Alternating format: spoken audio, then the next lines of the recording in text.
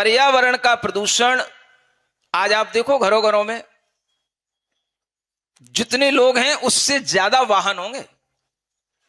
एक घर में 4 आदमी होते हैं मुश्किल से, 4 भी ज्यादा कह दिया मैंने समझ आ रहा है। और वाहन 6 होंगे, 8 होंगे, उनको खड़ा करने की जगह नहीं मिलती है बड़े बड़े शहरों में, दिल्ली और नोएडा में मैं देख के आता हूं तो सुबह सुबह गाड़ियां, लाइन, सारी सड़कें, सारी पार्किंग की कहीं जगह नहीं मिलती। घरों से ज्यादा, आदमियों से ज्यादा वाहन हो रहे हैं। घर तो एक है, वाहन 4 हैं, आदमी 2 हैं।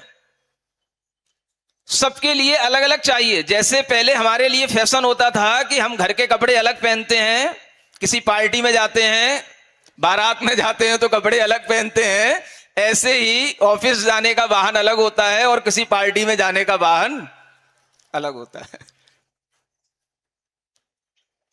सुन रहे हो, हंस भी रहे हो। और जब समय आ जाता है पर्यावरण बचाओ पर्यावरण बचाओ, तो खड़े भी हो जाते हो।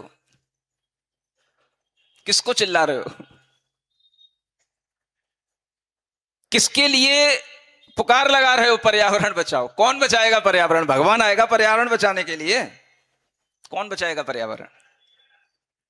आप सोचो हमारी जरूरतें कितनी हैं और हमने कितना संग्रह करके अपनी जरूरतों को कितना बढ़ावा दिया है। और ये बढ़ावे पर अगर कंट्रोल करना है तो मैं पहले तो ये बात करता था, जब परिग्रह अणुव्रत की कभी बात करता था कि भाई अपने वस्त्रों का परिग्रह करो, उसका परिमाण बनाओ, अपनी भोग सामग्री, खाने पीने की चीजों का परिमाण बनाओ।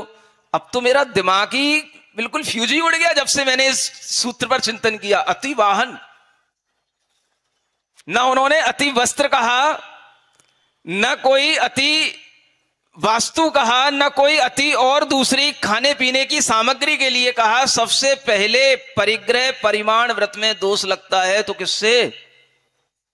ये जोर दे करके बोल रहा हूं, पहली बार ये प्रवचन यहां पर हो रहा है, पहली बार इस पर्यावरण पे मैं बोल रहा हूं और पहली बार जैन दर्शन के अनुसार पर्यावरण आपको सिखा रहा हूं। शायद इससे पहले दुनिया के किसी विद्वान ने और किसी साधु ने भी नहीं बताया होगा जो मैं आपको बता रहा हूं। अति वाहन, भाई जरूरत है किसी चीज की। आज दुनिया में यह भी एक अवेयरनेस के लिए बहुत बड़ी कैंपेनिंग चल रही है कि लोगों को बताया जा रहा है भाई जो ट्रांसपोर्टेशन के साधन आपको गवर्नमेंट की तरफ से उपलब्ध होते हैं, आप उनका अधिक से अधिक यूज कीजिए। वो एक्स्ट्रा चल रहे हैं, आपके पास एक्स्ट्रा भरे पड़े हैं। उन वाहनों में बैठना तो आपको ऐसा लगता है कि हमारा स्टैंडर्ड ए ग्रेड से सी ग्रेड पे आ गया। कोई अगर पूछ लेता भाई किस कन्वीनियंस के साथ आए, बस में आया था। बस में आए थे आप, गाड़ी नहीं थी आपके पास। समझ रहे हो ना?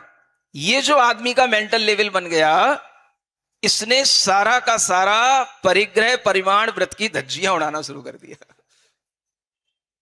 किसी के घर पर कोई मिलने जा रहा है, किसी के ऑफिस में जा रहा है, यहां तक कि अब तो स्कूलों में भी बच्चे जाते हैं तो उनके लिए भी ये धीरे धीरे होने लगा है, हो रहा है। हमारा बच्चा स्कूल बस में थोड़ी ना जाएगा, हमारा बच्चा हमारी कार से अलग जाएगा, नौकर छोड़ने जाएगा, उसको ड्राइवर अलग लेकर के जाएगा। ये भी ट्रेंड है। एक एक बच्चे के लिए एक एक कार अलग अलग से चाहिए। सुन रहे हो ना? बोल नहीं रहे हो?